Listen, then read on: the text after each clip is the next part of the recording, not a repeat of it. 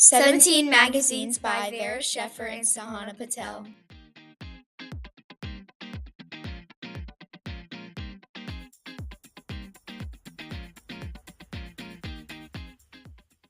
In 1944, Helen Valentine renamed Stardom as 17 after Walter Annenberg approached her to help his failing movie reviewing company.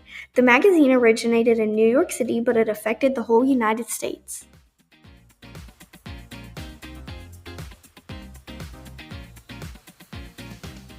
The term teenager and assisted teenagers with an abundance of advice about their beauty, style, fashion, job, and etiquette. The magazine also transformed the consumer market for teenagers, created the teenage girl ideal, and also created beauty standards still used today.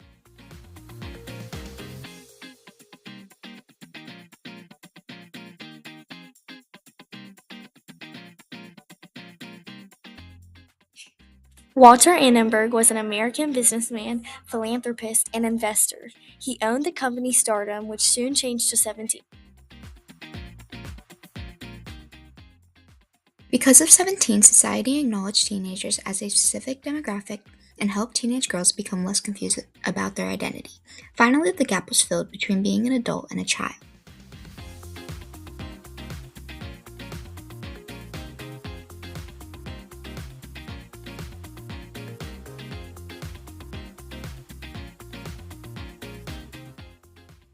Before 17 was created, teenagers were never a specified group. Teenagers would say that 17 made them feel so much better about themselves, rather than before when they had no guidance. Like stated previously, there was nothing to call in between an adult and a child until 17 launched.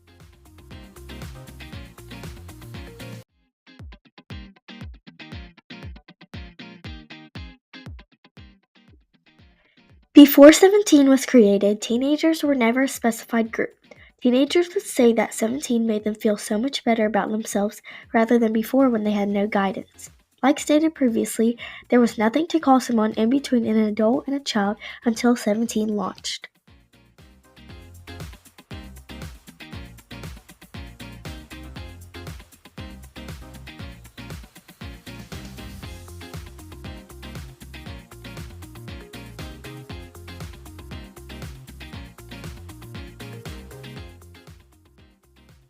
Helen Valentine, the editor-in-chief of the magazine, said that the teenage girls that the magazine targeted were confused because they were no longer a child but not quite a woman.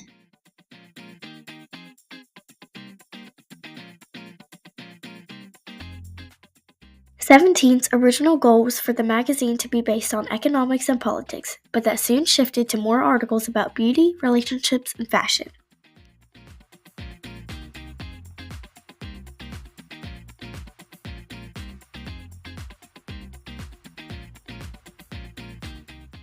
Seventeen magazines transformed the term teenager.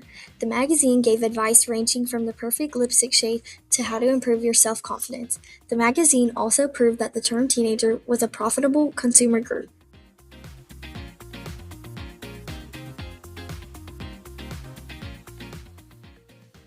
The company published its first article in September of 1944. The magazine originated in New York City, but it soon inspired change and influenced teenagers around the world.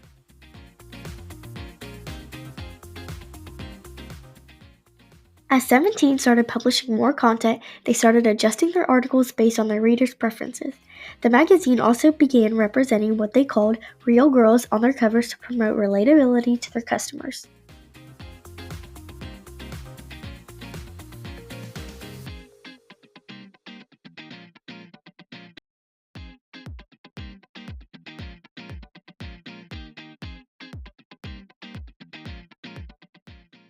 The people that were involved in this revolutionary event are the publishers that made the content, parents of the customers, and of course the teenagers buying the articles. The reactions to the magazine were mixed. Some parents said that it promoted rebellious behavior and also promoted ridiculous beauty standards. In contrast, some parents thought the magazine was good for their kids. The quote, "Do you get into cars head first? You'll look prettier if you slide in sideways," was stated by an adult who disliked the magazine. This shows their criticism of 17.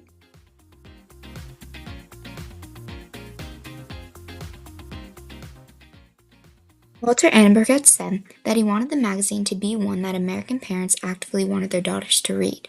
Because of this, the company had strict advertising standards, banning anything that's cigarette and alcohol related to preserve the wholesome image that they created. After the company did this, they gained respect from parents.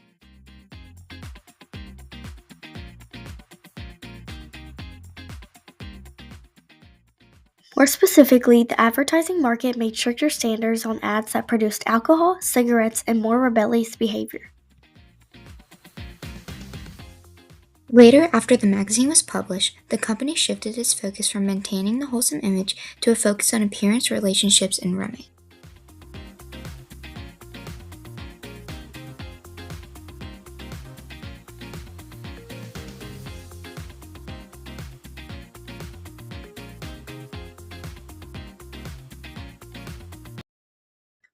Seventeen caused the advertising market to make higher standards for teenage girls. There was an abundance of inappropriate ads, so when Seventeen came out, the market directors raised the standards for the ads.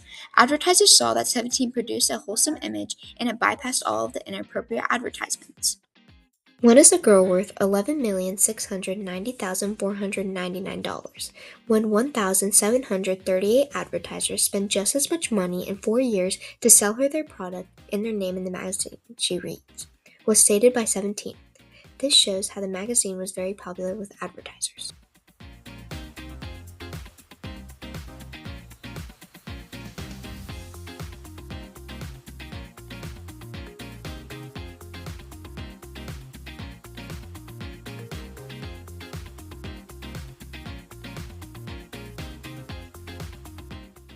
Many women viewed Seventeen as a horrible magazine that called out female insecurities. Seventeen's response to this was to make a body peace treaty, which made new rules that allowed teenagers to be happy while also managing to make women happy. One of the biggest reforms to Seventeen was a body peace treaty. This treaty promised no digital alterations of models' body or face shapes in editorial pages. It had to feature diverse, healthy, real girls of various sizes and increase transparency in photo shoots.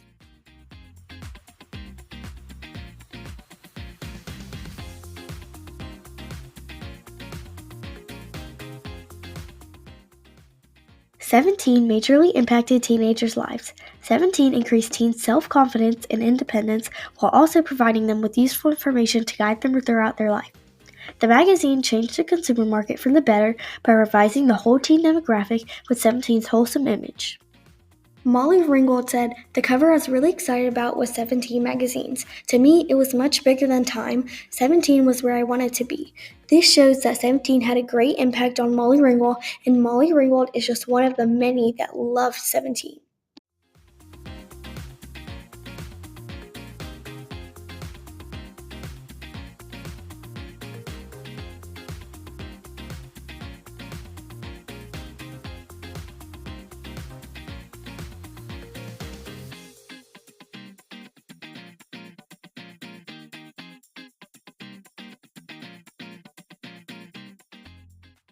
Seventeen continues to help teenagers in today's society because the magazine produces advice about beauty, jobs, etiquette, and dating. Teenagers in the mid-1900s would also use 17 to boost their confidence and independence.